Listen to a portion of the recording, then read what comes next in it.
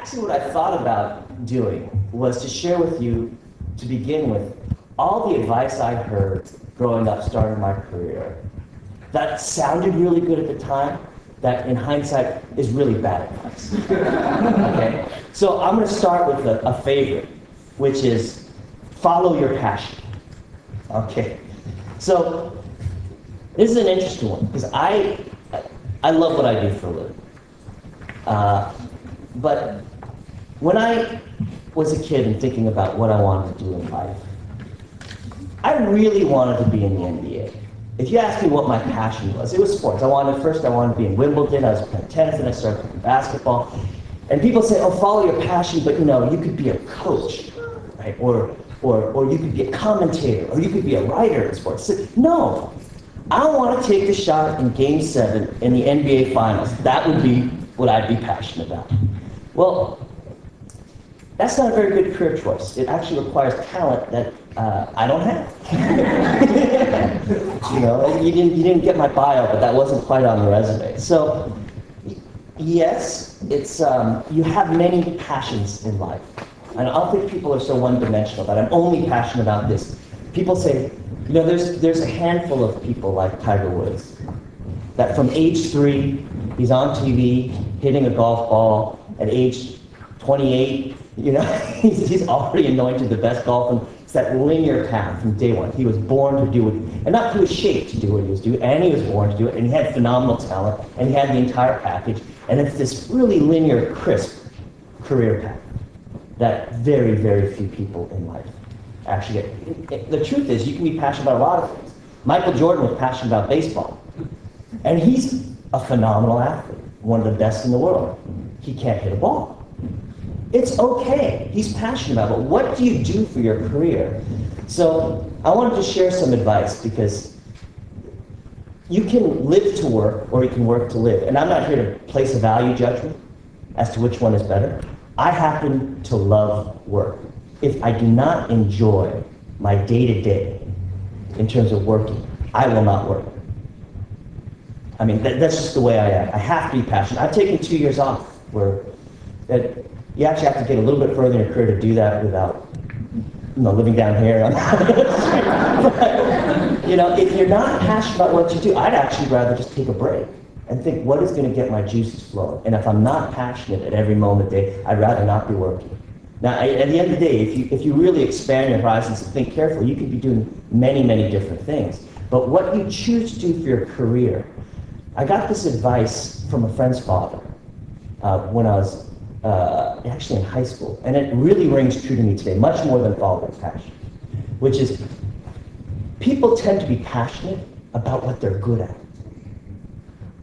So what do you do best in this world that is valued by a career, by an industry? And think broadly. Someone says, I was born to be a doctor. No, you're a smart person. You could be a doctor, you could be a lawyer, you could be a writer, you could be a teacher. That's a skill set.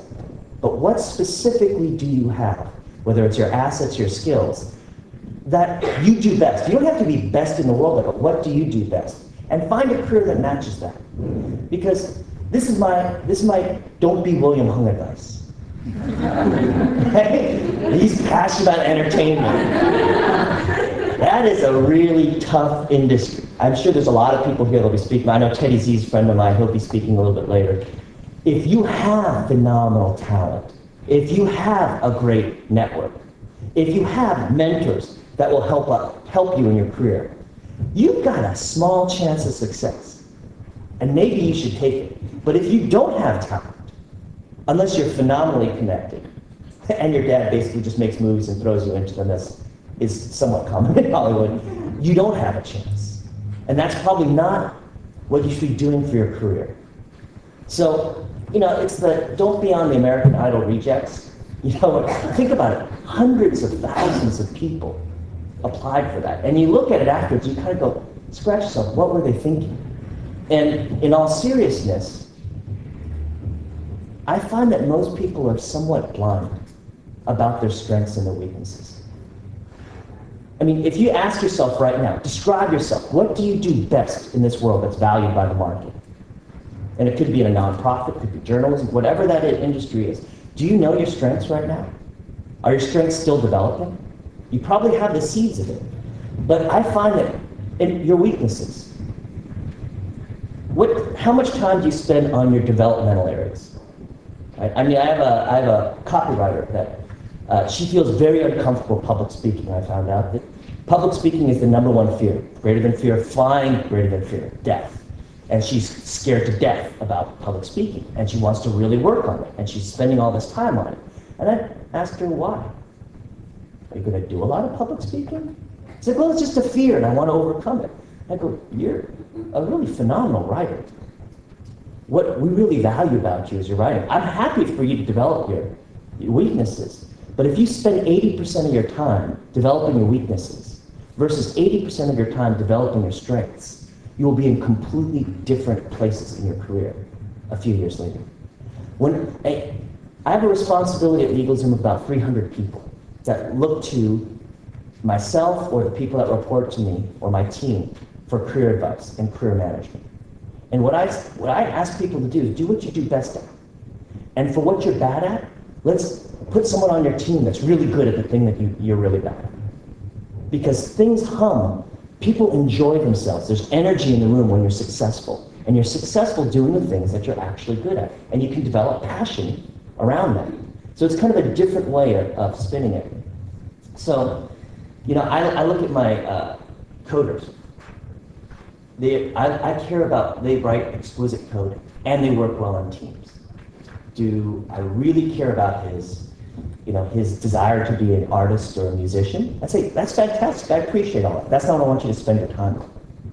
So, even when we're managing people, a lot of my managers spend their time on the people that are most problematic within the organization. I say, you should be spending 80% of your time making people, taking their strengths and making them better at their strengths. If you're spending 80% of your time with people in the areas where they're problematic, this organization does not function. So when you think about your careers, I would start there. And it starts with a really brutal self-awareness. Because how many people think they're really in control of their weaknesses? They know exactly what they are. Anyone? Think of your good friend. Think of your best friend. How many of you know their weaknesses? Can you describe them? Honestly. Yeah, majority, right? If you're not aware, the funny thing about it is I've found, is everyone around you is completely aware of their weaknesses. If you can't look in the mirror, and it's hard, it's really hard, look to the people that you trust, anyone that works with you. Honestly, they may not know your strengths. The people closest to you probably will know your strengths and will know some of your gifts better than, like my brother is the funniest guy I know. But if you talk to 100 people, the first word out of their mouth is something like, he's hilarious, he's the funniest guy. It's really obvious. If you look at his developmental areas, in life or what have you, we all have weaknesses. Friends will give you, everyone knows but yourself. Oftentimes, the only way you can see yourself is through other people, so you need to find someone that you trust to give you that feedback. And it's a good idea to do that every couple of years. Even in my organization, I always find someone that I consider someone with a little lack of an antenna, right? There's not as much of a filter between what they think and what comes out of their mouth. And I look to that person to give me advice. And I ask them, how do you think things are going? And boom, they're off and running. And I get truth out of that. And the more experienced they are, the more insightful their truths are about myself and about my team. So it's, I happen to be really bad at a lot of things. But I have certain gifts that in this society, in this industry, because of the advent of the internet, it's very marketable. I love building businesses. I love managing teams. 2,000 years ago, I'd probably be, roadside kill somewhere. But in this society, luckily, it's pretty valuable. And I was born in the right country at the right time. I will not start a business without someone like Frank Monastir, my current president and COO, or John Sun, who's my former partner at Castling Group.